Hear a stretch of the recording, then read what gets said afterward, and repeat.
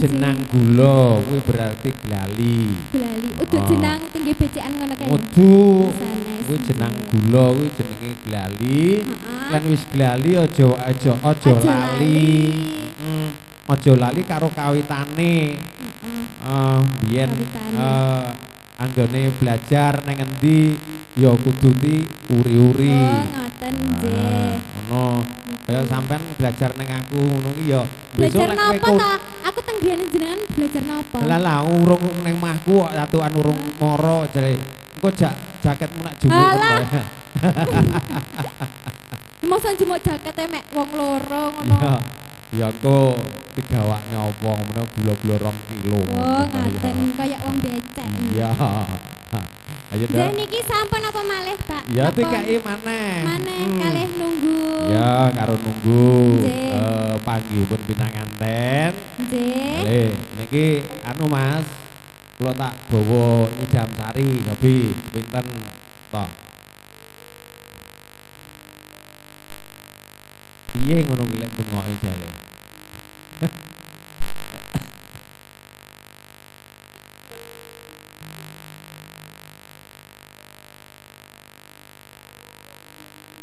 Ya. Kula rada tengah. Nggih. Mas iki aku ndak ngezoom to ning kono. Ora ya, aja wong ayu. Pepujane hati kaya ngene wong ngandang moro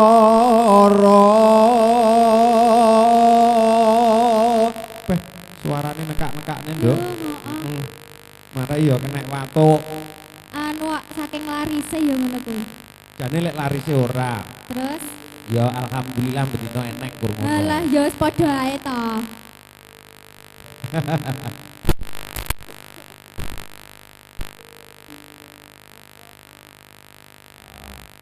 alon-alon sing penting kelakon. Apa to awakku dhewe. Wah. Iki ya swara kuwi rungokne itu kok dunia ini ya. Duh dewa Jawa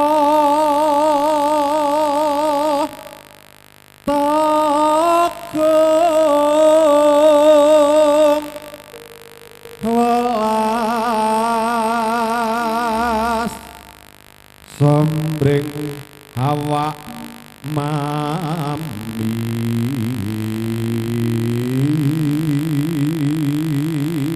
ora wani jawak-jawakne nduk ya nggih suarane rada entek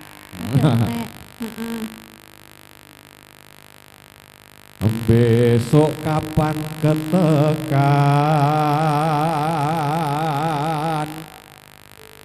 jejer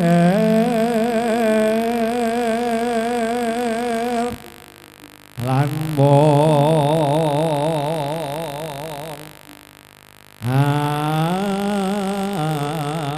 ayu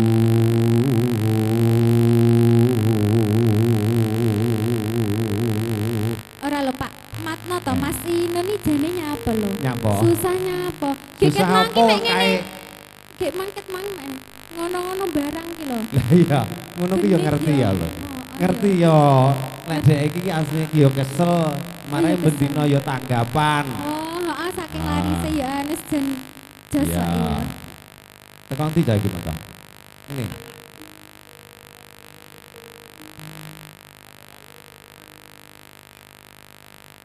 Tekan ngendi?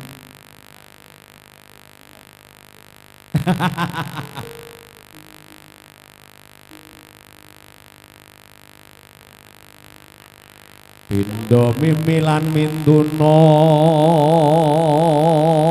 Manet wis Pak. Lah iya. Ngene lho jokone tak wetak kowe ngene jamu man mali amel. Ayo Nimas bareng ana tepi wajib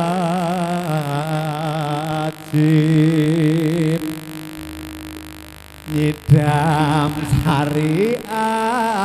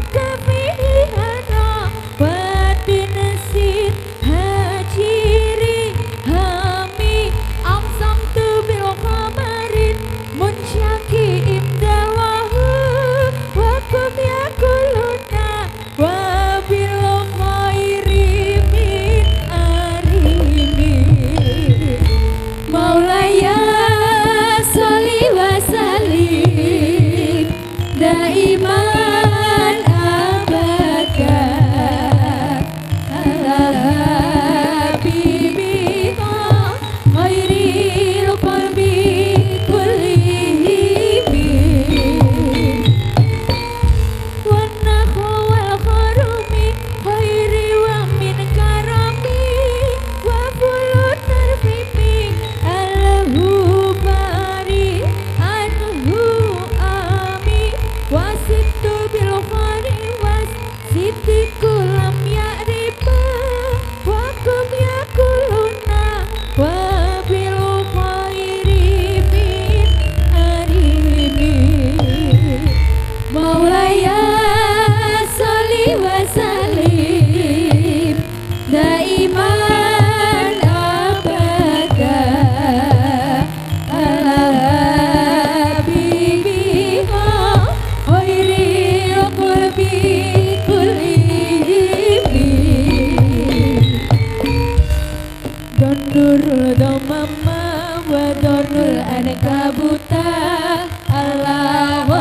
khairil bariyati lam tamsus walam tahumi donurul damama donul ankabuta ala khairil bariyati lam tamsus walam tahumi.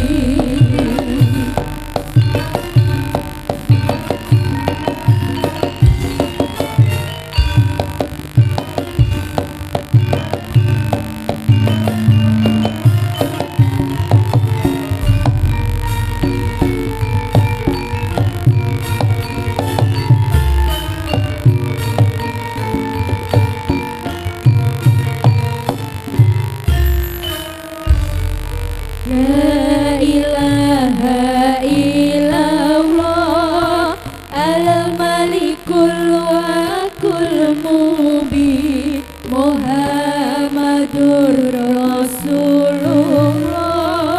Sadiqul wakil amin. La ilaha illallah al-malikul Muhammadur Rasulullah Sadiqul wakil amin.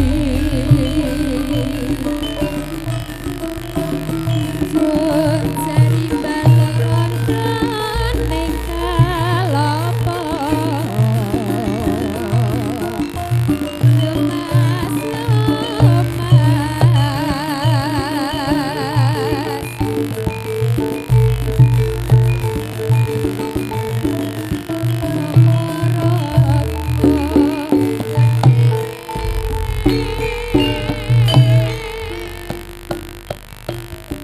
mingkar minggu ring anggara akarana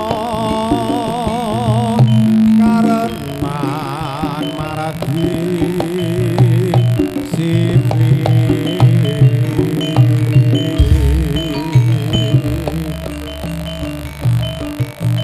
sinawung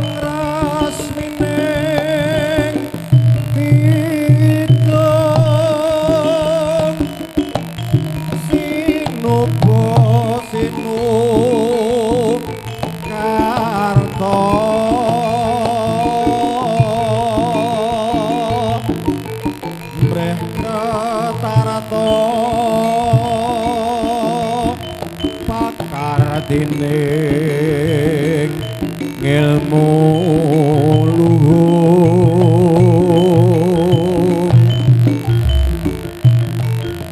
kang tumrap ning tanah Jawa agama ageming aji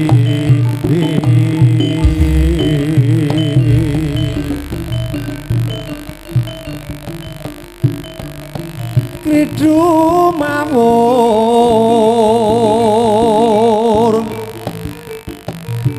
mangawur-awurmu rahan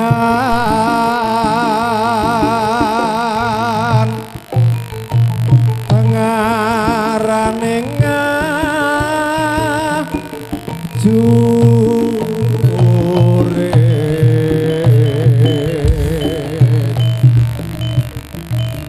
gong maguru gongso kapetek kaya utula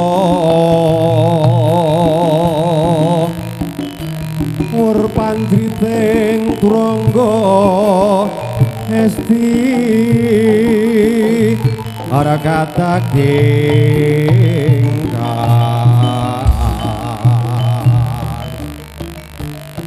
Bejo layu sepi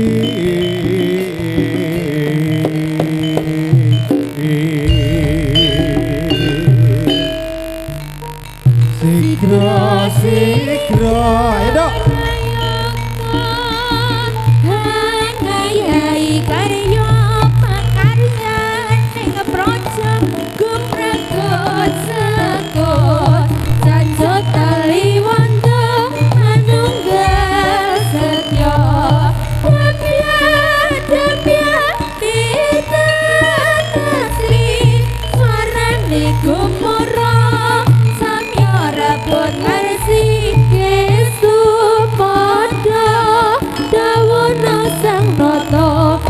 juru ngayahi karya sikra nayaka ngayahi karya makaryan ning praja gumregot sangkut janjo tali wanda manunggal setya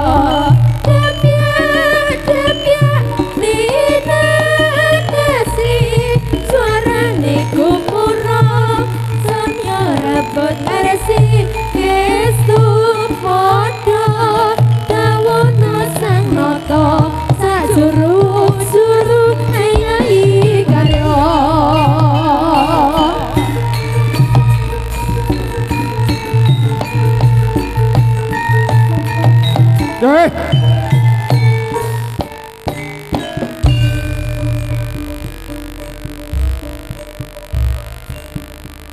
Apan sedaya sampun amiranti mugi laksitaning adicara pambuka pagelaran wonten ing kalenggan menika kula awiti. Assalamualaikum warahmatullahi wabarakatuh. Nugroho awit saking paringipun Gusti Kang Maha Sehulasa ingkang hamba bardaya kekiyatan katentreman saha kebagaswarasan mugi tansah kajiwa kasarira panjenengan sedaya dalasan kula. Nuwun kula nuwun alem tarumin panjenenganipun para alim ulama, para kiai, ibu nyai, santriwan santriwati ingkang dinten dalu tansah sumandhing kitab suci Wahyu ning Ilahi Rabbi minangka pantun keblating panembah ingkang luhuring budi panjenenganipun para pepundhen, para budi sepuh sesepuh ingkang hanggung mastuti dumateng pepoyonan taman kang pantes pinundi-pundi. Para rawuh kakung sumana putri nggih bare agung trah ingkang hambek berbudi dharma saha ingkang pantes siwidarsana. Junduk kalian kuncaraning bangsa ingkang limbaran agunging Pancasila sumangga nuwun panjenengan sedaya kula dherekaken atur puji syukur wonten ngarsa dalem Gusti ingkang Maha Kawasa awit saking nuwunjening barokah saha rahmatipun ingkang sampun tumanduk dumateng panjenengan sedaya dalasan kula saengga wonten ing kalenggahan menika kita sedaya saged kempal manunggal kanthi pinayungan karaharjan tebih ing sambikala. Sholawat salam mugi kunjuk wonten ngarsanipun junjungan kita Nabi Agung Muhammad sallallahu alaihi wasallam. Wonten sapangatipun tansah kita ajeng-ajeng wonten ing yaumul kiamah. Allahumma amin ya rabbal alamin. Para rawuh kakung putri ingkang setuhudan kinurmatan keparenga pambiwara hamurwani lekasing sedya ingkang menika enggal hambuka lampahing pawewahan kanthi ngaturaken runcaning tata hadicara wonten ing kalenggahan ratri menika. Nun inggih ingkang sepisan pambuka mijilipun pinanganten putri saha kabedolipun kembar mayang dumunipun pacara panggih robongan sungkeman menika adicara adat Widwidana ingkang sampun lumampah wonten ing tlatah Tugu Sendang Tulungagung. Wontene waosan ayat-ayat suci Al-Qur'an Al-Karim ugi dawuh-dawuh panampi dumugi pacara doa utawi penutup menika kapirangan adicara ingkang angka kalih. Sagunging para rawuh kakung putri ingkang bagya mulya wonten ing kalenggahan menika puri budaya ngaturaken agunging panuwun dumateng panjenenganipun Bapak Sukan Ibu Samirah. Nun inggih sampun nimbali tuwin hamentasaken puri budaya wonten ing kalenggahan menika. Ananging amba bilih mangke anggenipun atur panglipur wonten kiranging menapa kemawon.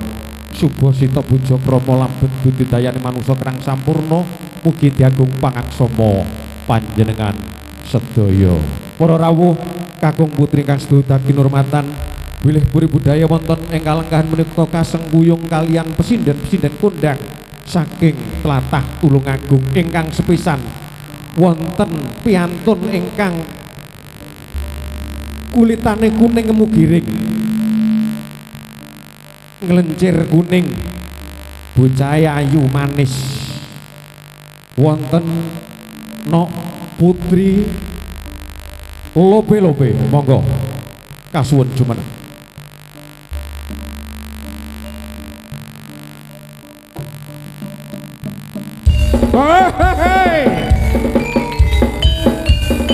Putri lope-lope saking Puri Budaya sampun jumeneng wonten ngarsa panjenengan sedaya. Menika wonten produk lokal saking Tugu. Wonten no Rinpi Ananda katur panjenengan sedaya. Monggo, ayo Dok.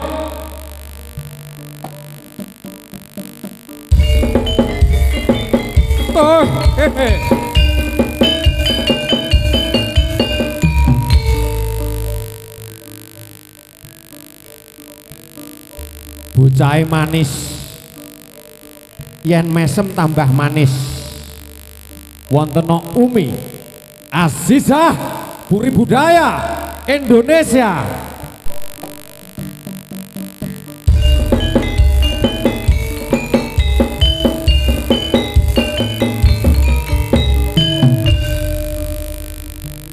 Sagunging para rawuh kakung putri kang pagemulya, mekaten atur kula apabila wonten kalepatan kula nyuwun pangapunten ingkang sak ageng-agengipun. Jawa-jawa Wijayati jane sambikala ajining bangsa saka luhuring budaya.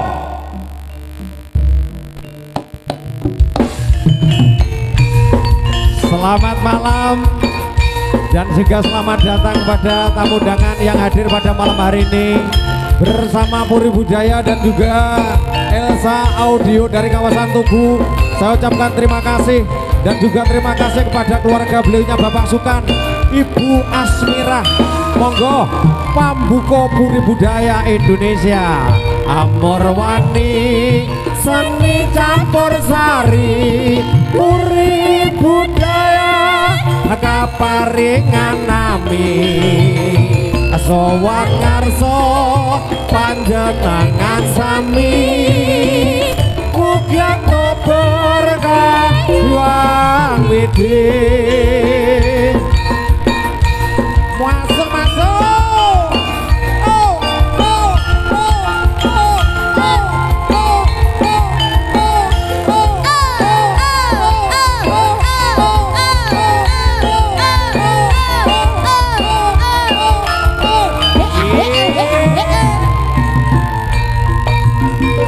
Amorwani seni campur sari Puri Budaya kaparingan nami sowan ngarsa panjenengan sami ujan berkaya widi. Puri Budaya. Iya iya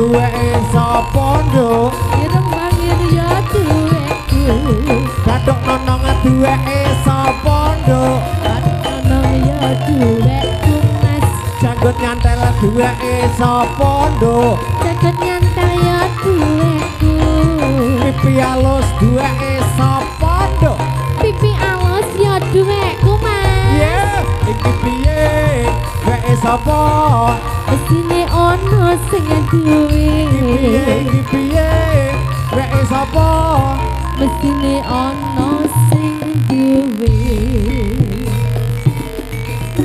Luar biasa, terima kasih Putri Lobe-Lobe. Ya, awas.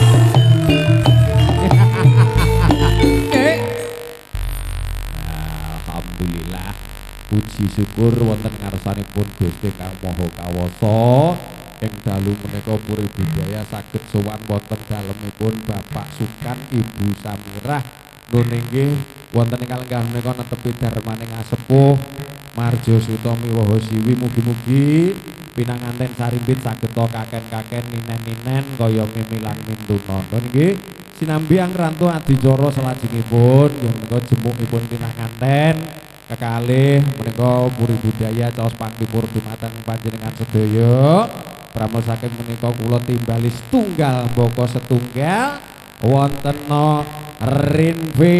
Rinve Hananda Puri Budaya Indonesia. Hea, bae, doa, ye, doa, bae, ye,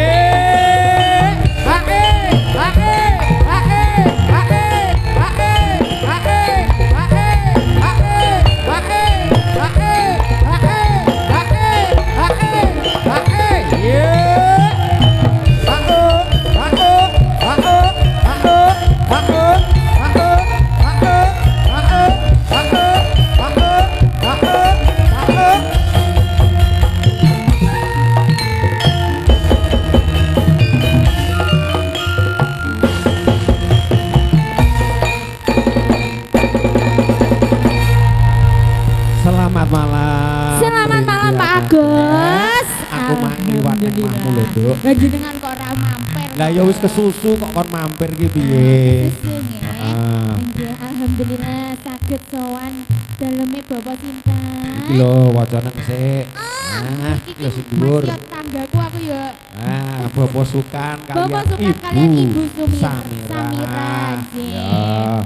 Alhamdulillah ini acaranya pernikahan di Bapak nggih. Ya, betul. Khususnya didoakan khususnya untuk kedua Hmm. mempelai. Semoga pernikahannya sakinah mawaddah warahmah. Amin ya robbal alamin. Nggih, cepat diberikan momongan yang soleh lan soleha. Diparingi rezeki berkah Melimpah kathah. nggih. Ya. Munggah ning Mekah ngoten Ah, nggih. besok ya sugih. Wah, Munggah amin. kaji. Oh, gek tuku Nggih. sawah sak omah. Sak omahe pisan. Nduk. Ing Nggih. kalenggahan iki aku iki ya atiku bungah, Nduk. Lah teng napa to Pak? Bungahku wis ora kena di bayangne ora kena dipikirne. Nggih. Heeh, ing kalenggahan iki aku ing bengi iki mang kepethuk ketemu kepanggih Nggih. kalian pepunden kula. Wow. Panjenenganipun siapa ini? Bapak Haji Tasik Sunarto. Oh, nggih Pak Nggih. Tasik. Menika dwija kula nduk nalika ngangsu kawruh ngaten. wonten ing Permadani Oh, Tulungagung. Masya Allah, mangke diaturi Insyaallah. tetembangan nggih Pak Agus Nggih. nggih. Janjane aku mung ya arep mampir tapi kesusu. Oh, mangke Mas wasule mampir. Nggih. Kok pas ngliwati nggih. Nggih. Ya Nduk, saiki diaturke siji mbaka siji. Katur panjenenganipun para rawuh sedaya kagem miyak sepiring sasana wonten ing kalenggahan menika bersama Puri Budaya dan juga Elsa Audio.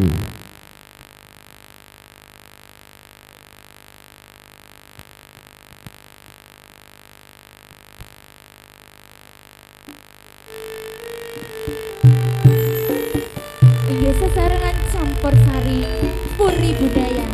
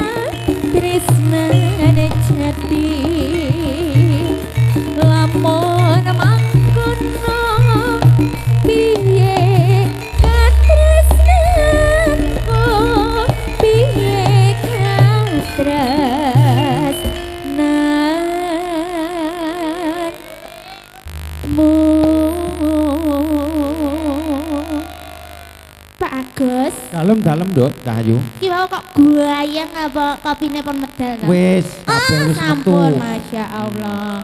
Mak Bu aku. Urung, sampe ngomong urung. Sapa ngomong urung tak wajar kene kuwi kok. Nyatu ya. Mau wis ngono kok ya. Oh, maksudnya dereng kapindo ngoten to? Sampeyan urung ngerti to? Dereng. Diloken yagone gak klambi ireng lek Bu aku. Wih, rayane kok rada ra ketok. Santai cemlorot. Nduk diterusne, Nduk. Nggih. Ya. Mongko Kang Mas katresnanku bebasane dan bisa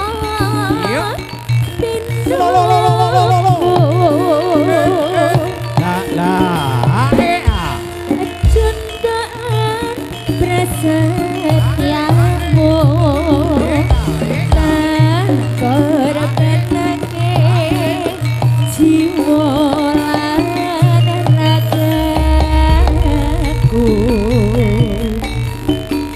Puri Budaya Indonesia, Elsa Audio, terima kasih. Teman-teman YouTuber BPS Budaya, KPSC, Wong Wilis, Putra Wilis, Dika Channel, Moe Moe Production, RJ Channel 1971, terima kasih sudah bergabung.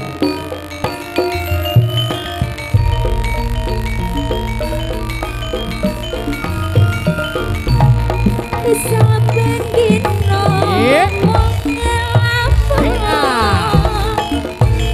jroning sapi sepisamu hamong tansah dulu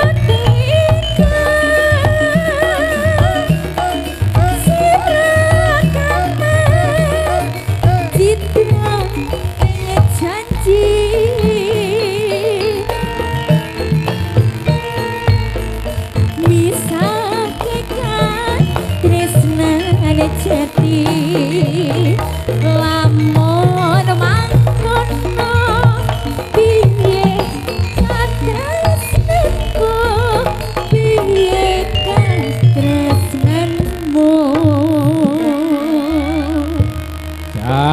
Sak jase. Alhamdulillah tamune banyu miling nggih Pak Agus tumplek blek sampai mejane gak sedeng ya lho. Banyu milih malah udah. Ya ora kok Mas, datang dan pergi gitu loh Pak Agus. Silih berganti. Betul. Dilajengaken nggih. Ya, kurang titik, Nduk. Mongko Kang Mas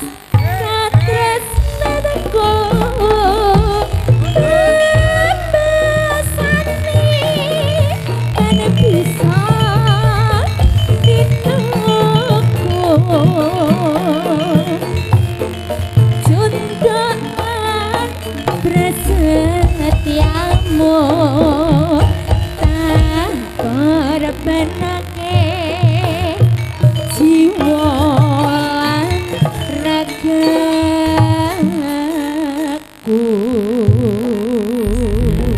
Terima kasih Dok. Setunggal tembang